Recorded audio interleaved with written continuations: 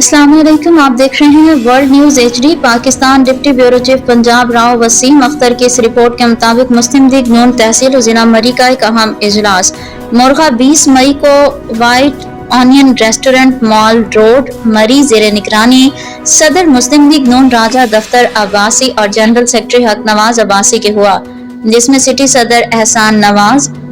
राजा हारून Mushtaq server और दीगर मुस्लिम लीगी कायदीन और वर्कर्स ने शिरकत की। इजलास में 28 मई यौम तकबीर के हवाले से भरपूर शिरकत को यकीनी बनाने के लिए मुशावरत की गई, जबकि हालिया पाक भारत जंग में कामयाबी पर अफवाज पाकिस्तान को खराज तहसीन भी पेश किया गया।